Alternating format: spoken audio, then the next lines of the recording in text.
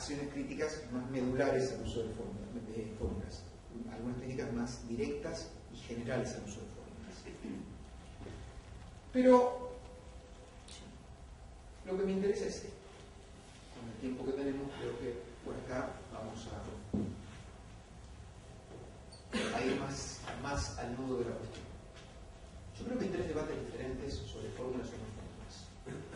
Un debate es preferible en general expresar el razonamiento que lleva a cuantificar incapacidades usando fórmulas. Otro debate es, el nuevo 1746 prescribe el uso de fórmulas. Y otra, si decidimos usar fórmulas por lo que sea, ¿qué deben captar las fórmulas y qué valor se debe asignar a las variables? A mí me parece que todo el debate está teñido por estas tres cuestiones. Y aunque son conceptualmente diferentes, unas se contestan en base a lo que pensemos respecto de las otras. Los que pensamos que las fórmulas son preferibles, leemos el 1746 como diciendo, si no usamos fórmulas estamos locos. Los que piensan que las fórmulas son horribles, dicen, bueno, esto es un término general, que los jueces pueden ejercer discrecionalidad o no. Pero yo les pediría tratar de leer la norma desapasionadamente, una norma vigente, y ver a qué le suenan estas palabras. El doctor Libur, el autor de la fórmula Boto, decía en una charla en un congreso en Córdoba, dice, bueno, quizás alguien tenga la suerte de que vea un daño y le venga a la cabeza un número exacto. Pero yo no tengo esa suerte, decía, entonces uso fórmulas, que es lo mejor que tenemos los seres humanos para calcular. Y yo suelo dar este ejemplo, que es, yo digo, si uno va a un restaurante, imagínense que en lugar de traerle una cuenta, le trae una notita que diga, teniendo en cuenta las calorías que ingirió, la calidad de los alimentos que brinda el restaurante, el grato momento que ha pasado y otras condiciones, páguenos 2.214 pesos. ¿Qué haría el mismo juez que utiliza ese tipo de argumentos retóricos en sus sentencias frente a esa nota en un restaurante? No diría, bueno, pero ¿por qué no me aclarás? A ver, ¿cómo llegaste a 2.214? Entonces, me parece que lo que podemos hacer cuando tenemos un rato como ahora no es pararnos a dar una conferencia en matemática financiera, ninguna tontería así. Tontería no que lo sea, sino que podría ser la tontería de caer en eso, sino tratar de discutir cómo se cumple con esa norma, que es la norma que rige la cuestión hoy, y qué rol tienen las fórmulas o no fórmulas para cumplir con el derecho argentino. Ni más ni menos que eso. No estoy hablando de cómo debemos evaluar la vida del mejor modo posible en un sistema abstracto, sino cómo vamos a cumplir con el 1746. Bueno,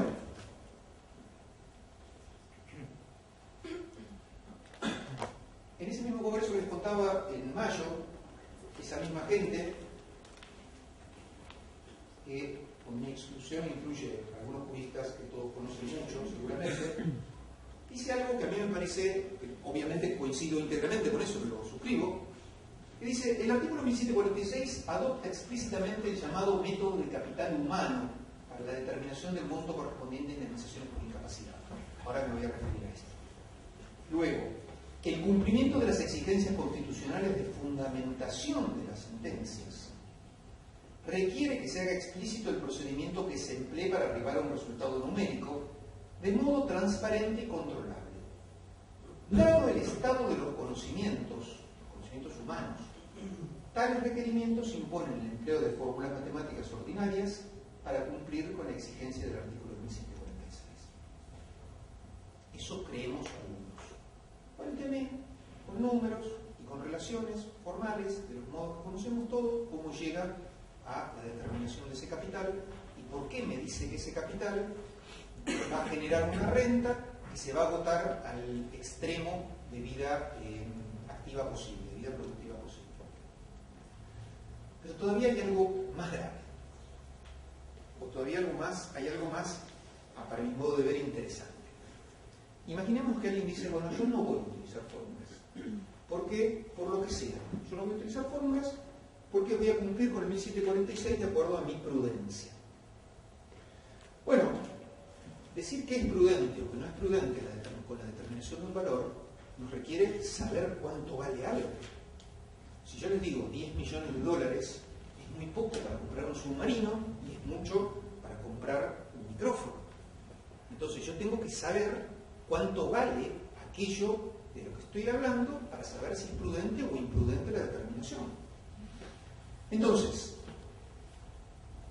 si alguien no llega a esa determinación constructivamente, quiero decir pautadamente y sistemáticamente, y llega por un acto de iluminación, puede acertar, pero tenemos el problema de que podemos controlar si acertó o no acertó, y eso es lo que se llama ingeniería inversa. Mi pregunta es, ¿qué hacemos cuando agarramos un ovni, los seres humanos? Porque todos sabemos que tenemos ovnis capturados en el Área 51, en el gobierno, eso ya es un hecho por todos conocido, ¿no? ¿Qué se hace cuando en las series de ficción o en los pretendidos documentales de verdad se caza un ovni? Con ese ovni. Se lo oculta primero, porque si nos enteramos puede cundir el pánico, no sé por qué. El ISIS decapita gente y lo muestran, pero por ahí un ovni nos hace salir corriendo por la calle. Bueno, ¿qué hacemos con el protocolo de eso? Los desarmamos para ver cómo funciona. A eso se le llama ingeniería inversa. Y en la vida real, y esto sí en serio, el término se popularizó durante la Guerra Fría. Eso que tienen ahí es un bombardero ruso que copia un bombardero norteamericano. Y lo que hacían las dos partes en conflicto frío o no frío, era captaban un arma del otro bando, lo desarmaban, miraban cómo funcionaba y si les gustaba lo copiaban. Entonces la ingeniería inversa no es más que eso, desarmar para ver cómo se llegó a eso. Entonces, si tenemos una sentencia que apelar, que nos dice 1 millón, podemos analizar cuánto correspondería, cuánto está evaluando esa sentencia que correspondería para cada periodo, anual o mensual, y cuál es el plazo que ha calculado. Si alguna de esas cosas no nos da, nos van a decir, le podemos decir, mire, usted no es un problema que le criticamos la sentencia porque no usó fórmulas, sino porque cuando la analizamos, lo suyo no es un capital que razonablemente pueda dar un equivalente a la incapacidad implicada y agotarse al momento al fin de la vida útil. Y el problema es que a veces esperimos demasiado de las fórmulas, o nos creemos que las fórmulas son demasiado, y otras veces nos creemos que son demasiado poco.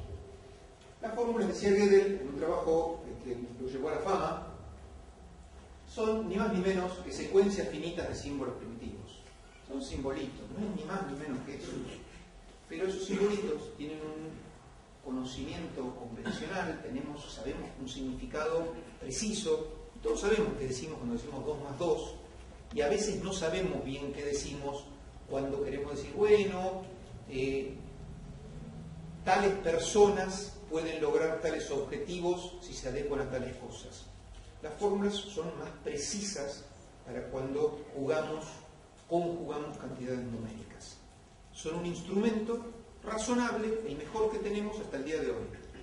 Y les digo más, la matemática no nace con el uso de fórmulas. Es más, las fórmulas que conocemos en la matemática son bastante recientes. Si ustedes ven tratados muy antiguos, griegos o romanos de matemáticas, no usan fórmulas, sino que usan retórica. Se dice, si se toma una línea y se la parte a la mitad de cada uno de los extremos, retóricamente se van explicando conceptos matemáticos. Recién en el siglo XVII se impone el uso simbólico en la matemática con un tratado de geometría de Viet y algún otro libro importante. Se impone el uso básicamente matemático de las ideas, el uso básicamente simbólico de las ideas matemáticas. Y esta frase la traigo a colación por la fecha, es del 92. Dice, el derecho debe tomar en cuenta la racionalidad económica de cada tiempo. Los lucros cesantes futuros se calculan hoy con bastante precisión con métodos actuariales. Entonces, si se pretende lograr certeza, lo mejor es computar la mayor cantidad de variables conocidas o cognoscibles. Ello solo puede hacerse por el cálculo actuarial, como se hace en los sectores de la economía que se basan en predicciones.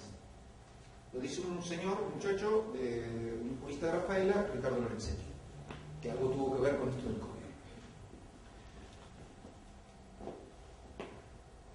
Nuevamente, ni siquiera es necesario el uso de fórmulas si describimos con palabras precisamente lo que hacemos.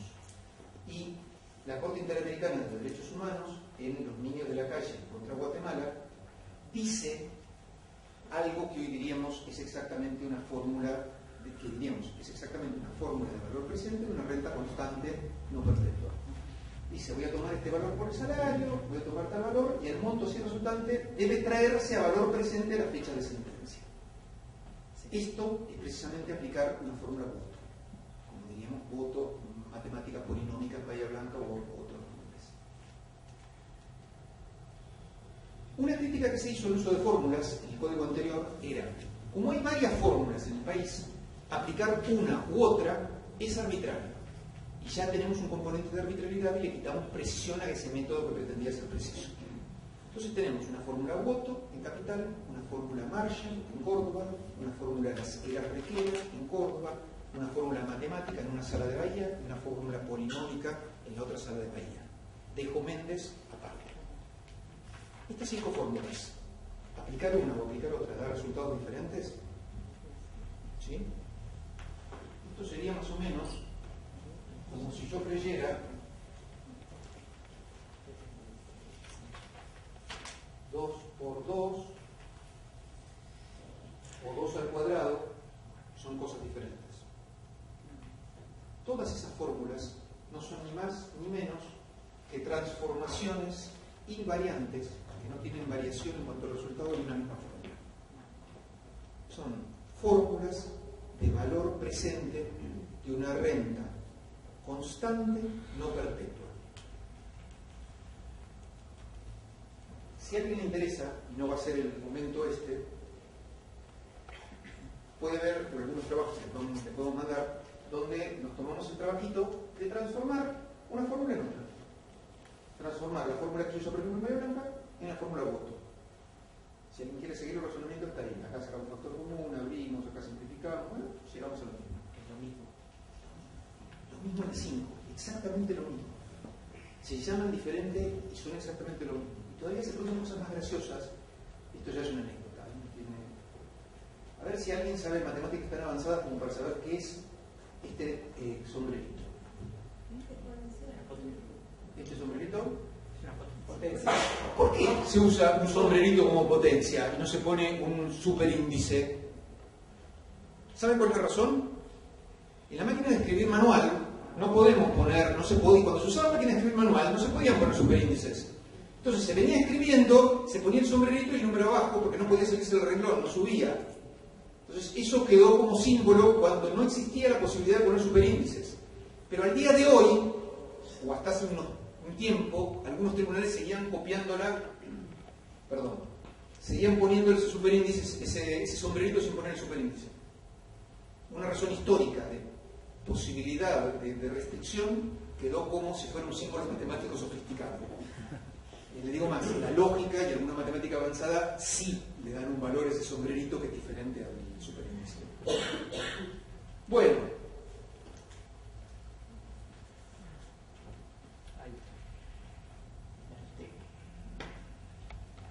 rechaza la Corte el uso de fórmulas en Aróstegui. Aróstegui es un caso que llega a la Corte por aplicación, a la Corte de Nación, por aplicación de la fórmula Woto. Y en este párrafo intento sintetizar las dos cosas principales que dice la Corte al respecto. Dice por un lado que la fórmula Woto solo atiende a la persona humana en su fase exclusivamente laboral, y por otra que el salario que ganaba al momento de los hechos queda cristalizado y proyectado hacia el resto de la vida laboral de aquella. A ver si podemos intentar entender qué hacen las fórmulas. Yo voy a utilizar indistintamente la palabra Woto y fórmula de valor presente de una renta constante no perpetua para hablar de lo mismo. Voy a decir Woto para no hacer todas esas palabras. ¿Se entiende? Cada vez que diga Woto significa renta constante, valor presente de renta constante no perpetua. Valor presente, primero, ¿qué es? Si yo les debo $1000, no hay inflación y no hay robos, y tengo la fecha de pago para dentro de un año, y les digo, bueno, pero les puedo ofrecer algo hoy, ¿cuánto me aceptan? Arrancamos por 1000. No. 9.90. Sí. ¿Por qué me van a aceptar menos? Olvídense, no hay riesgo, yo tengo solvencia plena, no hay robo, no hay inflación. Factor Por el tiempo, ¿no? factor tiempo. Por el factor tiempo, por lo mismo que nos cobran intereses en los países que no hay inflación, porque el problema es que con la inflación en Argentina nos distorsionamos y pensamos que todo es porque el dinero pierde valor, porque cada vez vale menos, cada vez compramos menos cosas cuando transcurre el tiempo. Pero la idea es que aunque no haya inflación, el dinero futuro vale mucho menos que el dinero presente a iguales valores reales. ¿Se entiende? Yo prefiero tener la plata hoy, porque con la plata de hoy puedo hacer todo lo que puedo hacer con la plata del futuro, pero con la plata del futuro no puedo hacer todo lo que puedo hacer con la plata de hoy. Por eso la tasa que integra esas fórmulas es una tasa de descuento. Me descuentan algo porque me lo adelantan. Y en la vida, en este mundo que nos tocó, este mundo real y la vida real, la capacidad de las personas, desde la abolición de la esclavitud, no se paga de un saque. Cuando alguien compraba un esclavo lo pagaba todo junto. Hoy, cuando contratamos cualquier servicio o cuando nos pagan nuestro salario en relación de dependencia, nuestra capacidad se desenvuelve a lo largo del tiempo. Vamos cobrando una contraprestación por el ejercicio de nuestra capacidad a lo largo del tiempo. El problema de los daños personales es que nos coartan total o parcialmente ese desenvolvimiento futuro. Luego, las fórmulas de valor presente en sí no predicen nada. Simplemente, dada una predicción, dado cuánto vamos a ganar en el futuro, nos dicen cuánto sería el valor de hoy. Tenemos una persona que va a trabajar 10 años y va a ganar $1000 por año. Si le diéramos hoy $10.000, le daríamos más que lo que el mercado valúa su capacidad. Porque se lo damos hoy y eso se lo iban a dar en cuotas en el futuro. Luego, la fórmula de valor presente lo que hace es simplemente saca el valor presente de cada prestación anual, quiero decir, le descuento una tasa y la paga toda junta. Descuenta una tasa a cada prestación parcial en términos temporales, y las adiciona.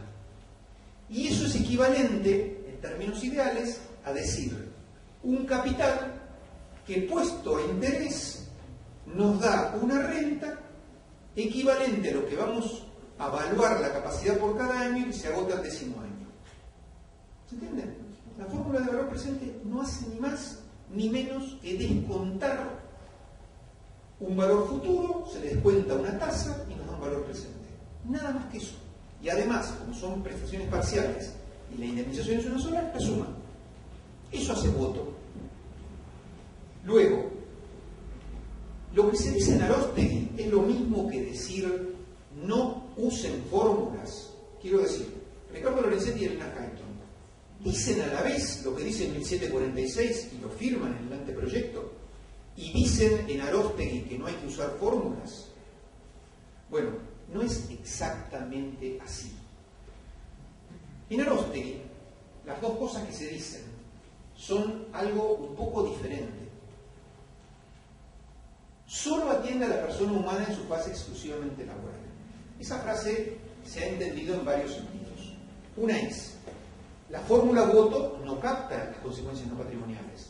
Nadie pretendió hacerlo. La fórmula voto va por un lado, las consecuencias no patrimoniales van por otro. Un obiter dictum, determinar que las consecuencias no patrimoniales sean un porcentaje del daño patrimonial es un disparate. ¿Se entiende? No sé si soy claro. Un disparate además regresivo distributivamente. Los que ganan más sufren más, pareciera con esto, ¿no? Bueno, otra, desde el punto de vista puramente patrimonial, decir, solo atiende a la persona en su fase exclusivamente laboral tiene sentido. ¿Por qué? ¿Qué es la capacidad productiva de una persona? Yo diría, podemos encontrar al menos dos grandes componentes. Uno es lo que yo puedo venderle al mercado de mi capacidad. Yo como abogado le vendo mi capacidad de un modo bastante complejo y recibo una retribución. Un asalariado le vende su capacidad y recibe un salario. Pero además, nuestra capacidad nos permite realizar acciones, tareas, que si no podemos realizarlas tenemos que contratar un servicio en el mercado que se paga con dinero. Por ejemplo, bañarnos, hacer las tareas domésticas, transportarnos por fuera de nuestra casa. Si no podemos hacerlo nosotros, tenemos que contratar un servicio que tengo que pagar en el mercado. Luego, el problema del modo de aplicación de la fórmula Woto, no de la fórmula Woto en abstracto, que tiene variables que pueden ser llenadas de cualquier modo, sino de cómo se estaba aplicando la fórmula Woto en algunas jurisdicciones, es que se ponía el fin de la vida laboral en los 65 años y se usaba el salario del momento del hecho para todo el periodo. Entonces, ¿tiene sentido? Se cristaliza el salario del momento del hecho. Un chico de 20 años va a ganar a los 20 años igual, más o menos, que lo que puede ganar esa persona a los 50. Menos. Entonces, si estamos metiendo el valor presente solo de su salario a los 20 años, estamos subvaluando su capacidad futura. ¿Se entiende? Y por otro lado, si cortamos a los 65 años, solo pensamos en ingresos explícitos de la persona en relación de dependencia laboral. Después de los 65 años puedo realizar actividades productivas no laborales y sigo haciendo esos quehaceres para los cuales necesitaría contratar servicios si no pudiera realizarlos personalmente. Eso es lo que se llama en economía un precio espejo. Un precio espejo es el precio de un servicio por el cual yo no pago porque puedo hacerlo en este caso, pero si no tuviera que hacerlo, tuviera que contratarlo, tiene un precio de mercado.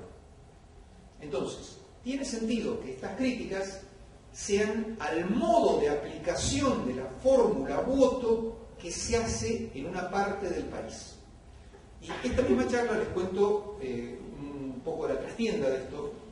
Me toca darla a veces en alguna parte del país donde se utilizan fórmulas y en otra parte del país donde no se utilizan fórmulas. El problema es que en los dos hay vicios bastante fácilmente identificables. Donde se utilizan fórmulas, se suele olvidar que la fórmula es un instrumento para cumplir con el derecho, y la gente dice, yo uso Woto. Está bien, yo uso Woto, no, vos usá el código, o sea, tratá de aplicar el derecho argentino ya que estás. Y Woto tiene que ser un instrumento para cumplir con el derecho. Y otros dicen, no, las fórmulas son un disparate, yo utilizo otro criterio. ¿Cuál? Y bueno, yo miro lo que dijeron los anteriores, más o menos. Bueno, lo que pasa es que lo que dijeron los anteriores tiene dos problemas. No es fácil hacer una iteración quiero decir meter justo cada cosa para que nos dé lo del 1746 actual. Por otro lado, vivimos en un país con alta inflación, lo cual cuando deflacionamos tenemos que ponernos de acuerdo cuál es el índice utilizable, porque vieron que acá los datos en Argentina son una materia de creencia. Yo creo en tales datos o creo en tales otros. Entonces, no parece una buena práctica para cumplir con el 1746. No digo si armo un código de cero que sería lo mejor. Digo, para cumplir con el 1746, eso de miro que hicieron otros jueces, por ahí no es fácilmente trasladable y que me dé el resultado que me pide el 1746.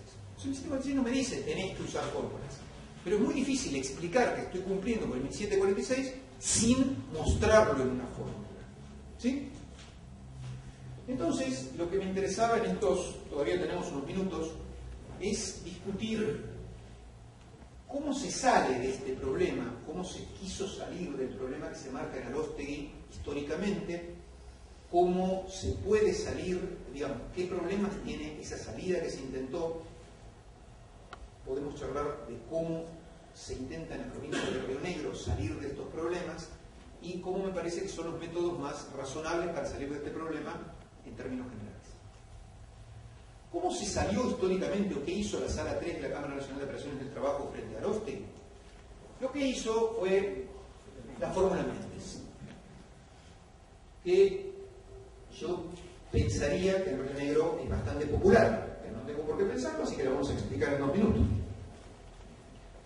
Lo que se hizo fue, mientras que en el uso habitual que se hacía de la fórmula Woto se llegaba hasta los 65 años, en esta se llega hasta los 75. Tiene algún sentido por aquella objeción de solo laboral. Entonces acá se captan 10 años extralaborales, ¿no? Sí. En cuanto a la tasa de descuento, se venía usando un 6% en la utilización estándar de la fórmula Woto y se pasa a un 4%.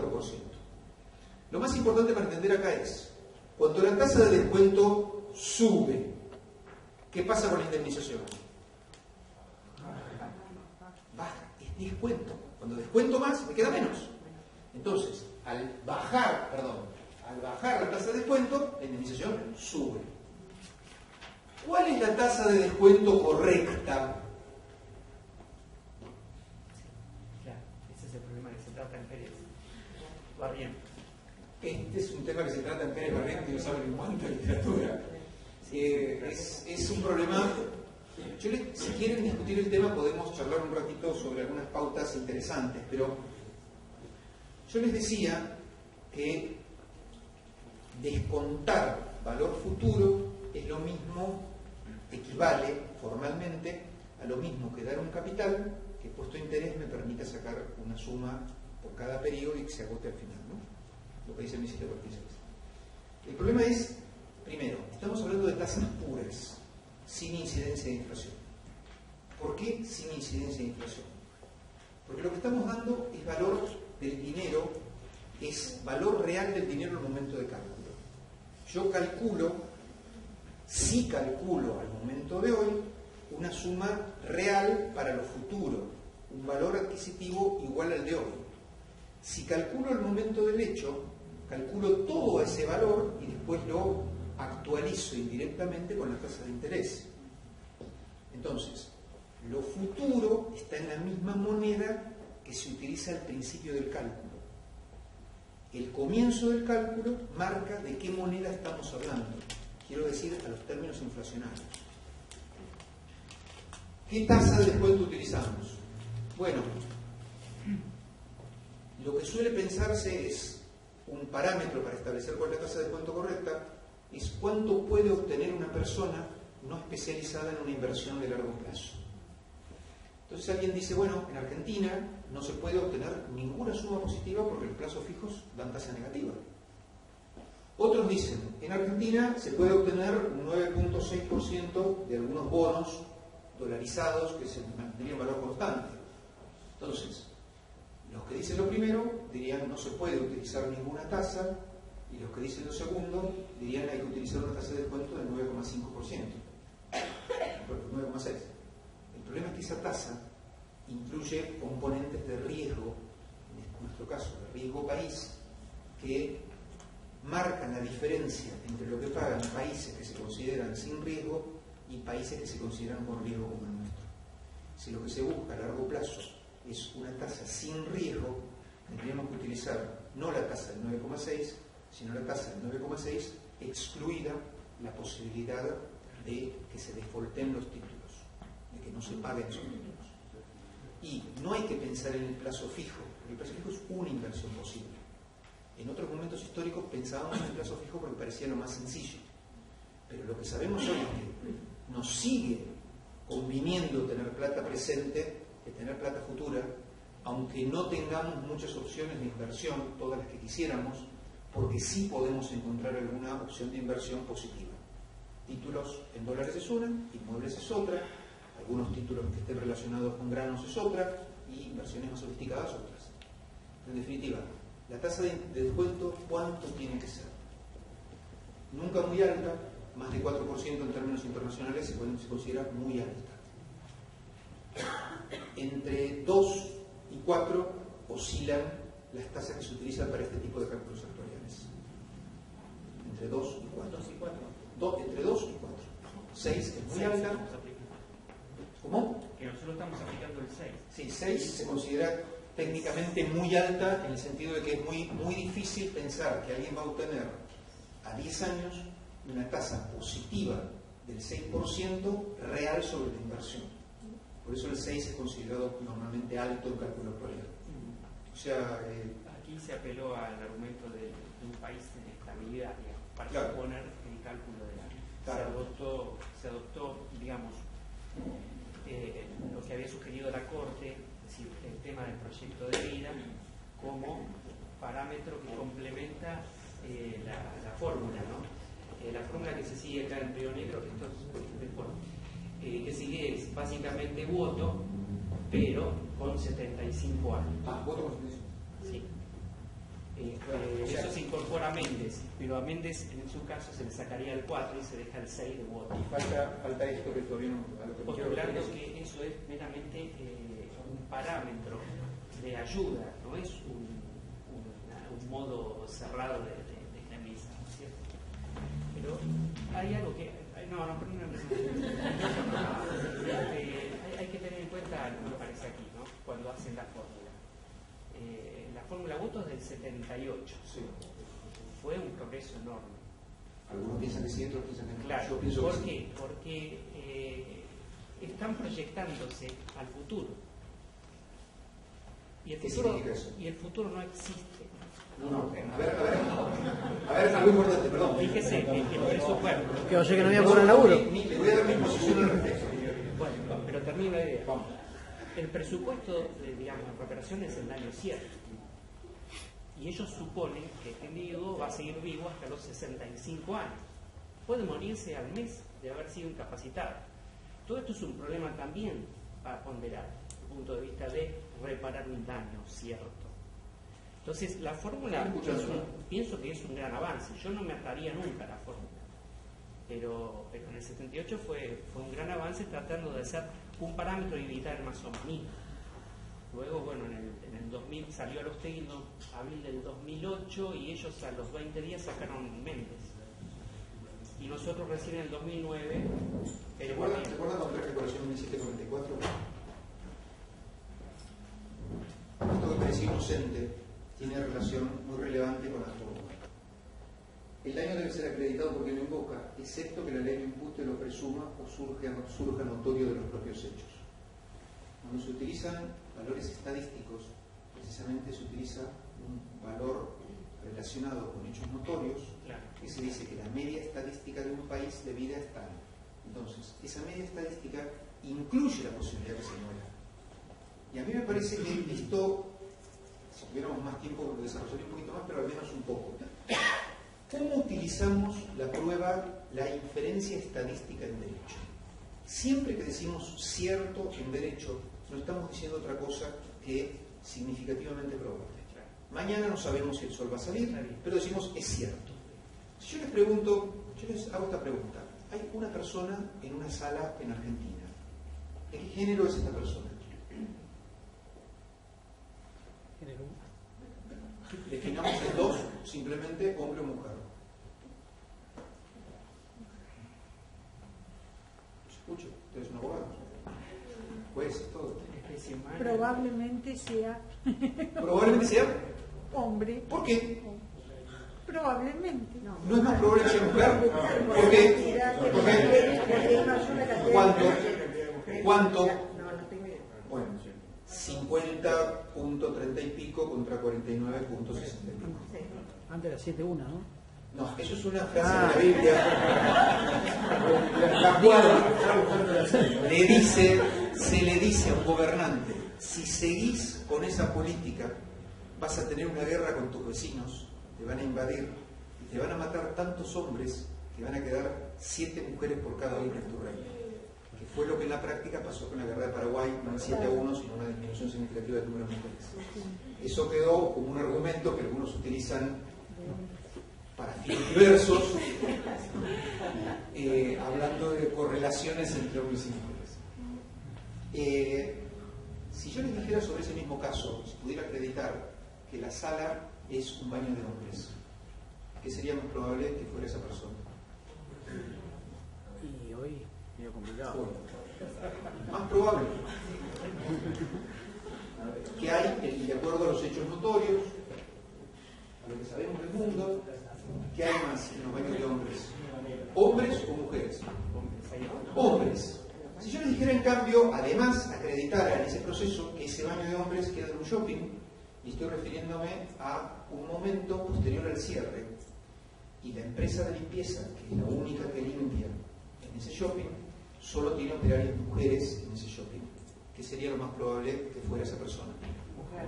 Luego, ¿qué se infiere de este ejemplo? Si no tenemos datos, los hechos notorios coinciden con la media estadística. Cuando tenemos más información, vamos moviéndonos de la media y ajustándola al caso puntual. Luego, la inferencia estadística sirve más cuanto menos información nos proveyeron en el caso. ¿Y cómo tenemos que razonar en el caso? Como en cualquier caso.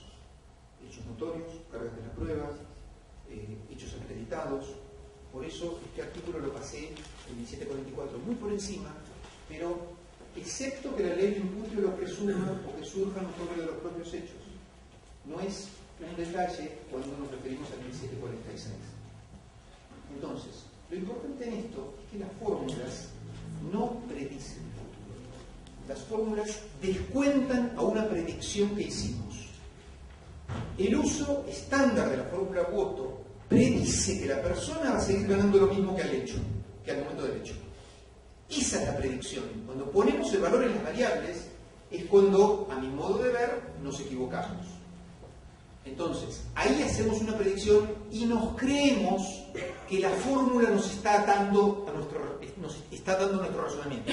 Entonces, en lugar de pretender cumplir con el derecho, decimos, yo uso la fórmula Woto y me siento tranquilo porque me ataron. A veces parece que al ser humano le gusta que lo aten. No estoy hablando de ninguna película ni de ningún libro reciente, sino que a veces parece que razonar libremente nos cuesta mucho. Que bueno, hacemos uso Woto y bueno, me ató las manos. No, Woto no nos ata las manos. Podemos meter cualquier valor ahí. Pero, ¿cómo hace la sala 3, la misma que hizo Woto, para moverse con el tema de que le cristalizan el valor? Con la crítica que le hacen de que cristaliza el valor del salario al momento del hecho para el futuro.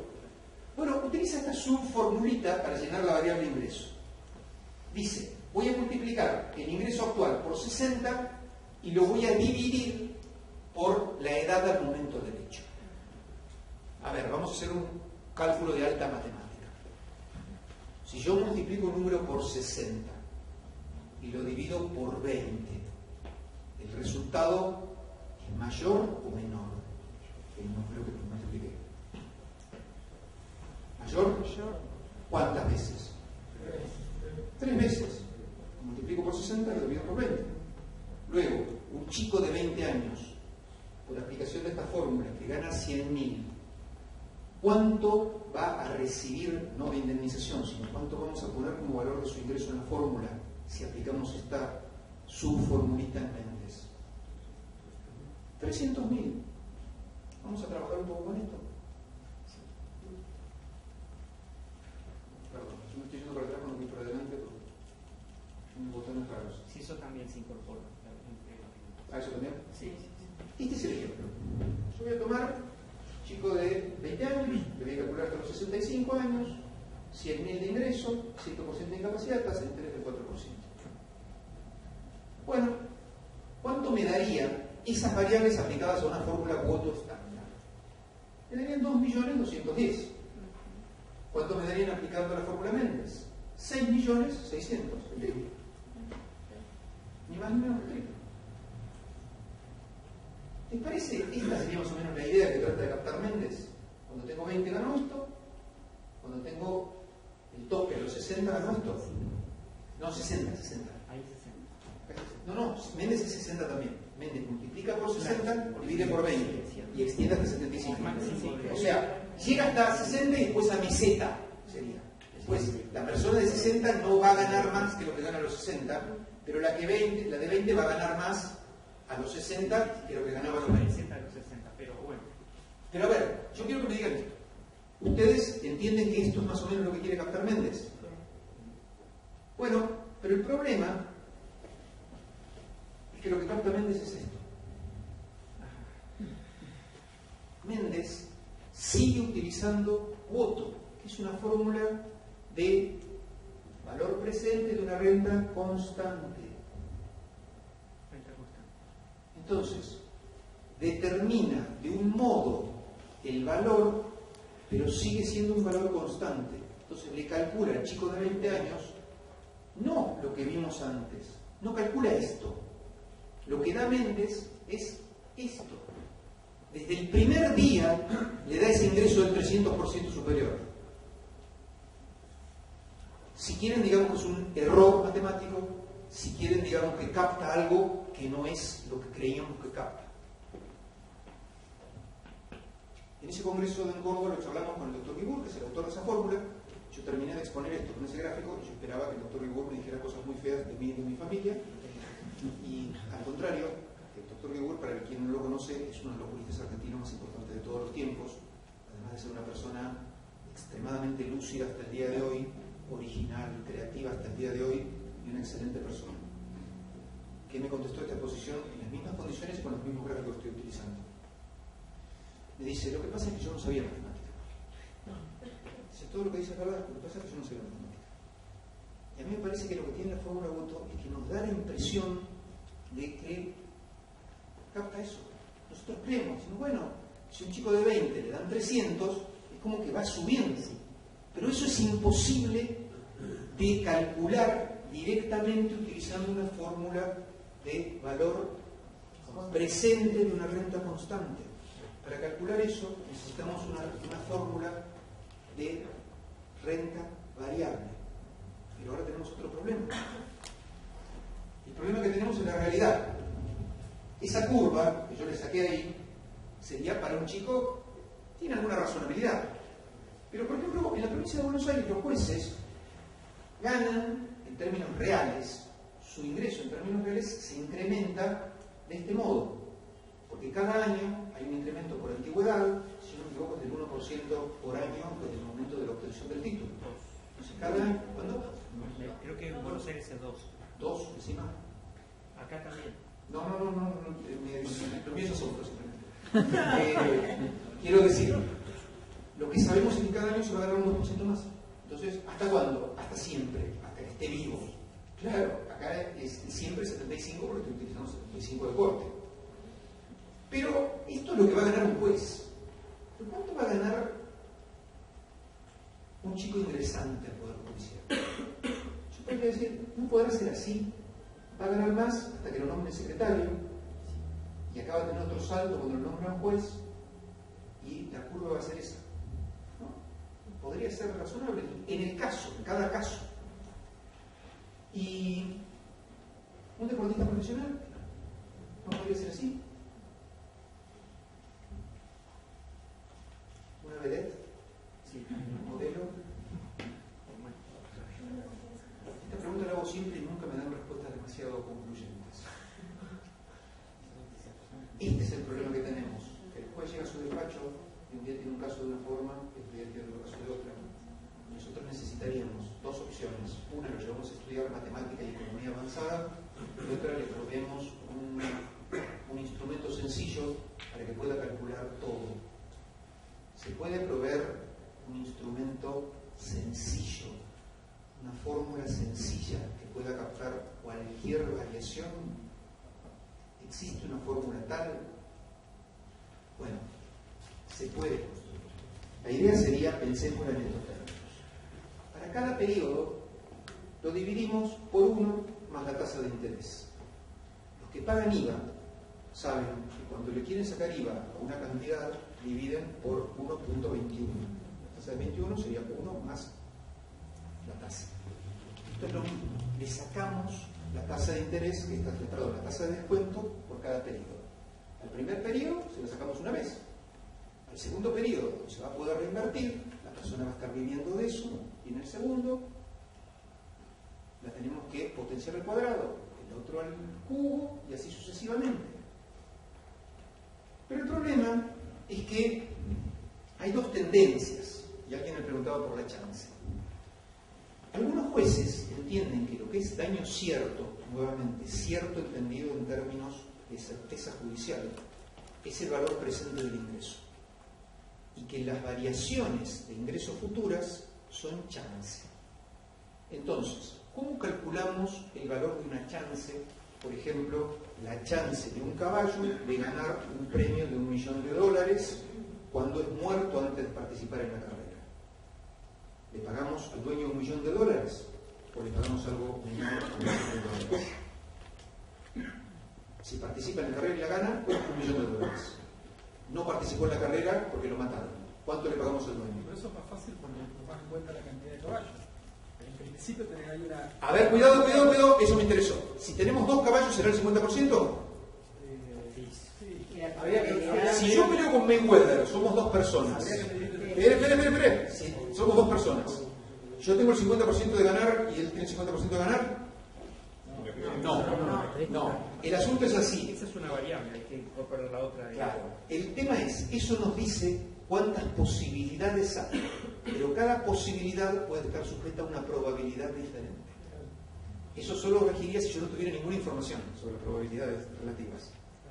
Entonces, vamos a suponer que por algún motivo pensamos que el caballo tiene un 10% de probabilidad de ganar la carrera. ¿Cuánto le daríamos razonablemente al dueño de ese caballo? $100.000. Y con la chance de progreso se puede hacer lo mismo. Si hay un 10%, un 50% de probabilidades de incrementar el salario y un 50% de no incrementarlo, se puede calcular del mismo modo. El incremento por 50% y el no incremento por el 50%.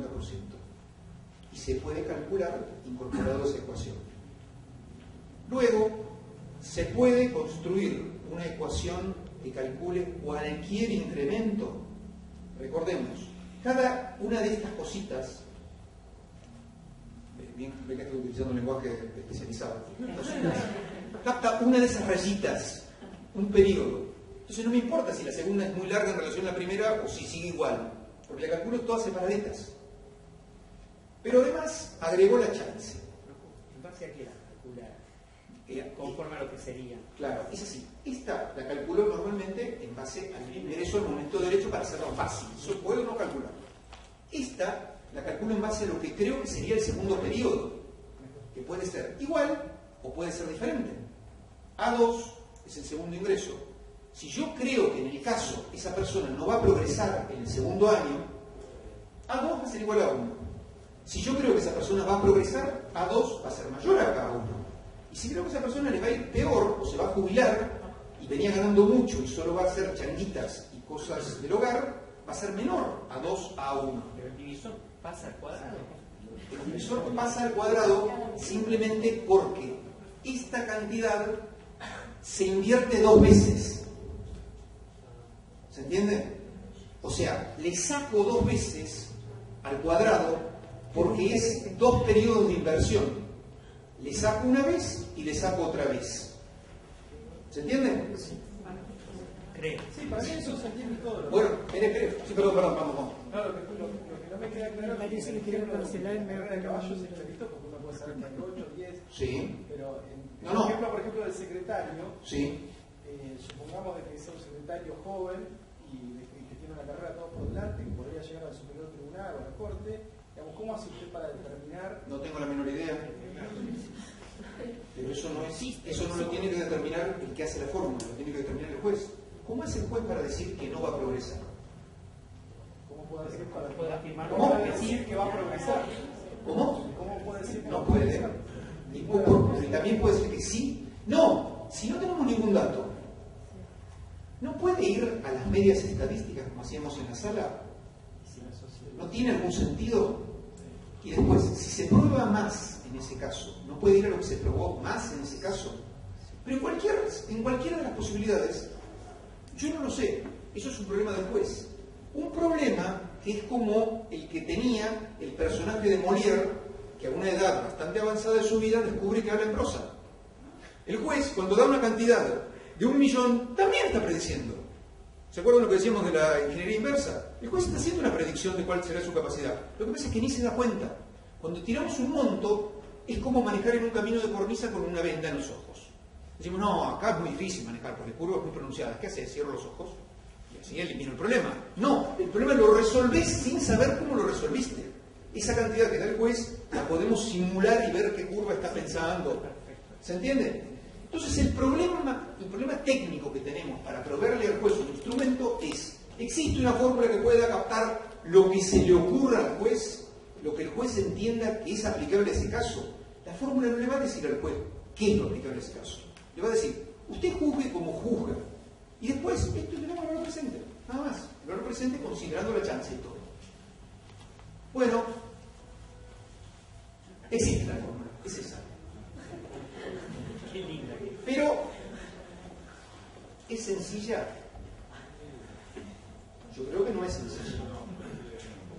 Pero, ¿es necesario que sea sencilla la fórmula o que sea sencillo el instrumento de cálculo? No, es mejor todavía. ¿Es necesario que sea sencilla la fórmula o sencillo el instrumento para calcular en base a esa fórmula? Si tenemos una planilla que simplemente nos diga cuáles son las determinaciones para cumplir con esa fórmula, ¿no es sencillo calcular en base a eso? Esa es la planilla. Esa planilla, simplemente lo que hay que hacer es en las celdas esas azules poner cuánto piensan que se va a extender cada periodo y cuánto va a ser lo que va a ser equivalente a la capacidad por ese periodo. Todo lo demás va a ser planilla. Por ejemplo, los ítems que dicen. Acá dice lo siguiente, ahora vamos. Edad inicial para el cómputo, en este caso voy a tomar la edad inicial de 30 años. Porcentaje de incapacidad 50% y la tasa de descuento que voy a aplicar, en este caso es 4. Pero puedo poner cualquier cosa. En las celdas azules puedo poner cualquier cosa. Esto es solo un ejemplo en este caso. Entonces voy a tener que de los 30 a los 40 va a tener el ingreso que está vigente en ese momento. ¿No? Sobre un periodo de 10 años, ingreso de 100.000. Pero luego, de los 50, acá estoy calculando periodos. El primero es de 10 años, el segundo es de 10 años, el tercero es de 5 y el cuarto es de 10. Porque podemos calcular, esto para dar la idea que podemos calcular cualquier extensión arbitraria de los periodos. No tenemos que ser 10, 5, 4, puede ser de 1 año.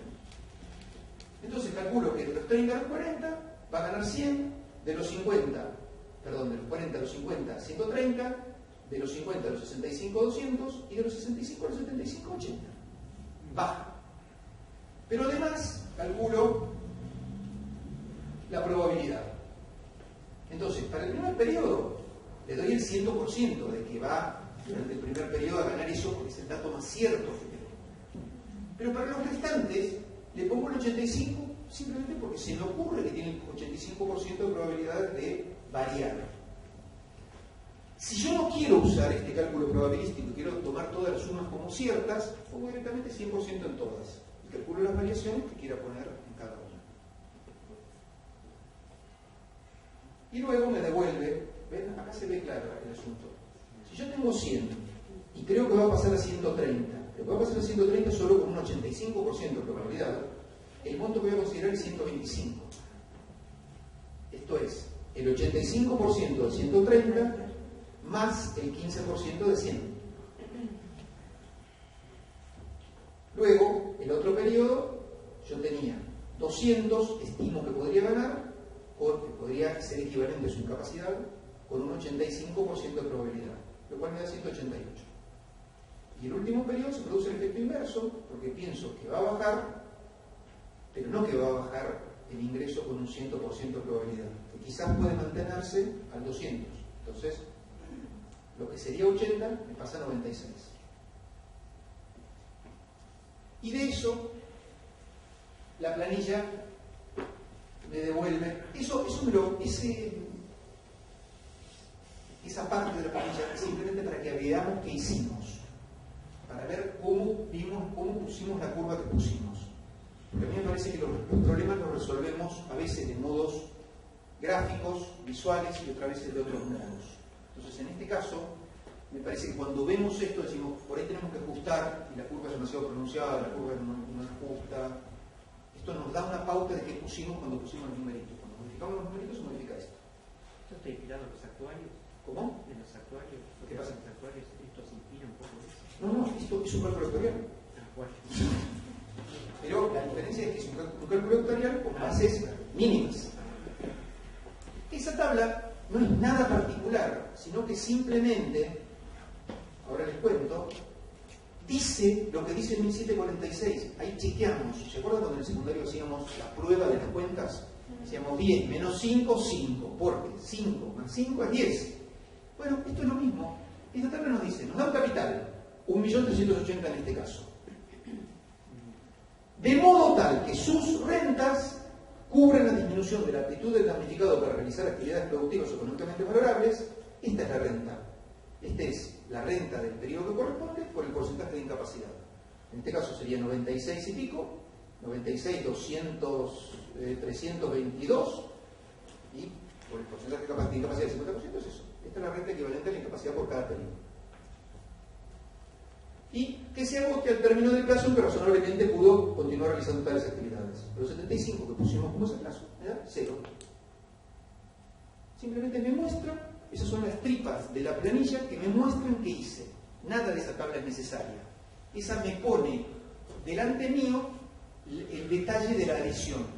Por si me dicen, yo no le creo que usted hizo eso, esa planilla no funciona así, es mentira. Bueno, mira, esa es la cuenta, ahí a la vista. Lo que da es eso, por cada periodo prevemos eso y el valor presente es ese. No hay nada que inventar. Y a su vez, en la segunda pestaña, si esto fuera poco, diría un vendedor de en la segunda pestaña, con los datos que pusieron en la primera, calcula sobre la base del primer ingreso una fórmula de ingreso de valor presente de renta constante no perpetua. Y la calcula, ahí está, la calcula sobre la fórmula Boto, la calcula sobre la fórmula Marshall, la calcula sobre la fórmula Cero-Retena, la calcula sobre la fórmula Méndez. Y para que vean, si alguien no me creía hoy, ¿La fórmula Cristina no está ahí? no llegó. 1.036, 1.036, 1.036. ¿Se acuerdan cuando decía que todas esas son lo mismo? Bueno, están calculadas en todo. No hay ninguna magia en esto, diría, siguiendo con el tema del partido del gobierno. Es un... Sí, está... La fórmula, la que usted propone, la comparó y ¿qué le da? No, el problema es este. La que yo propongo no tiene valores. Es vacía. Vuelvo. ¿Se acuerdan cuando decía que nos gustan, que a algunas personas les gustan que los aten? La fórmula no nos ata. Simplemente nos dice, usted calcule, usted llene lo que le parezca. ¿Cuánto da? Y da lo que según lo que le ponga. Lo único que hace la fórmula, en eso es precisa, es le da el valor presente de lo que usted calculó para el futuro. No predice nada. Descuenta eso que hubiera hecho esa persona en el tiempo, se lo da valor de hoy, se lo suma todo. Y se lo da probabilísticamente, es decir, como chance, o se lo da como valor cierto. Si usted cree que los ingresos futuros hay que calcularlos como ciertos, le pone 5%. Si cree que hay que calcularlos como chance, le pone el porcentaje y se lo da como chance. Y además los divide para cuando quiere expresarlo en la sentencia. Está dividido acá. Acá le dice cuánto es en base al ingreso inicial y cuánto es el valor del incremento, el valor presente del incremento. Entonces, en una sentencia se puede decir, doy como incapacidad tanto y como chance tanto, calculado sobre esa base, están separados. Por $10.000 cada uno puede bajar los derechos. No, esta fórmula está disponible, obviamente gratuitamente, para que se le ocurre y le sirva.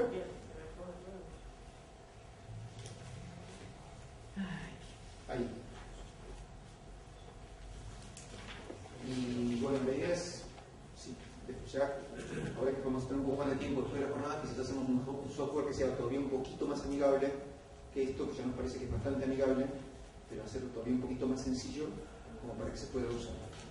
Pero la idea es, a ver nuevamente si se entiende, a lo que sí nos restringe las fórmulas del tipo Woto es que no podemos calcular variaciones de ingresos. Eso es lo único que nos restringe. Bueno, no nos restringe ni a tomar un cierto modo de ingreso, ni a tomar un cierto periodo final, un punto final de capacidad, ni a tomar una tasa de interés. Nos restringe a una curva, esto en economía es correcto, una curva plana, una curva recta. En economía es correcto, pero el lenguaje común es un disparate. Nos restringe a eso. Y esto lo que hace es dos cosas. No nos restringe ningún tipo de curva en especial y nos da el valor probable de las variaciones a partir del ingreso. ¿Ven? sutileza matemática, la fórmula, sino que es los problemas matemáticos más grandes, o son problemas, son en el diseño de la planilla. La planilla contiene cientos de ecuaciones para que un usuario que no puede utilizar la ecuación directamente pueda utilizar la planilla. Cientos o miles, no sé cuántos tiene. Pero la programación de la planilla es un poco más complicada, tampoco es complicada. Pero la fórmula es sencillísima. Y les digo clínicas que se hacen esto. Alguien me decía en Tucumán, bueno, ¿yo cómo sé lo que hace la planilla? Yo digo, no, ¿usted usa calculadora? Sí. ¿Y usted cómo sabe lo que hace la calculadora? Bueno, porque puedo hacer la cuenta manualmente. Esta también. Le va a llevar más tiempo, pero la puedo hacer manualmente. Y si no, digo, llame a un perito. Y que el perito le mire la planilla una vez.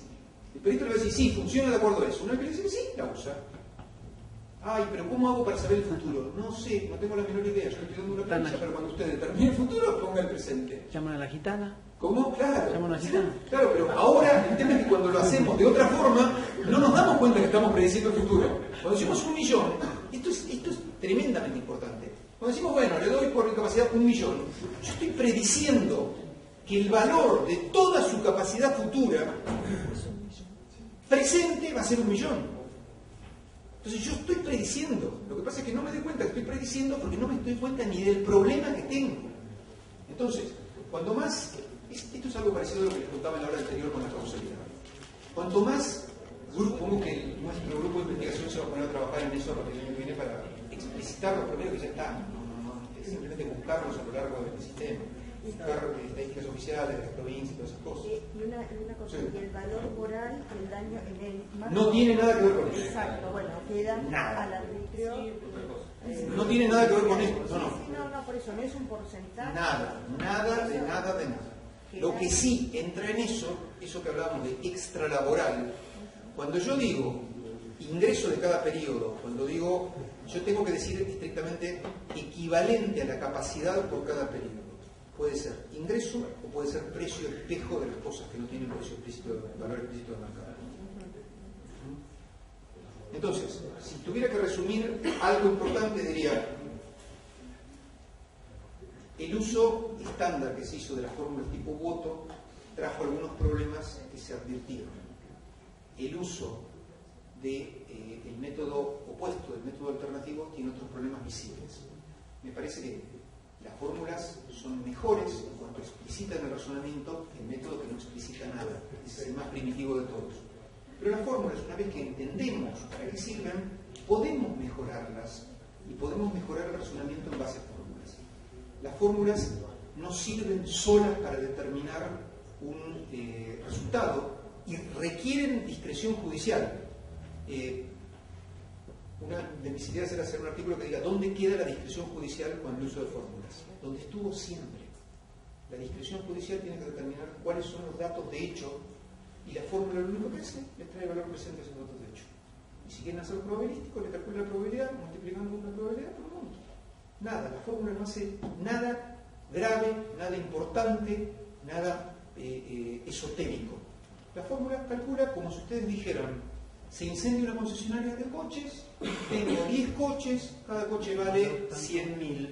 Entonces hago una fórmula C por N, que es valor del coche por número de coches.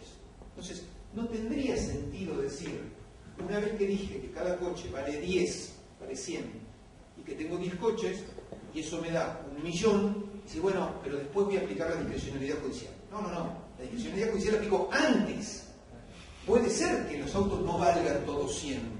Que me digan, no, hay unos que son blancos, valen menos porque el blanco vale menos, o algunos tardan más en venderse y tengo que descontar el valor. Sí, pero una vez que me pongo de acuerdo en las premisas, no puedo rechazar la conclusión. Luego, la fórmula sola no sirve para nada, pero la discrecionalidad está en llenar esas relaciones y no en tomar la fórmula como un parámetro y después decir otra cosa. Cuando la discrecionalidad está al principio y no al final. Nos vemos la próxima.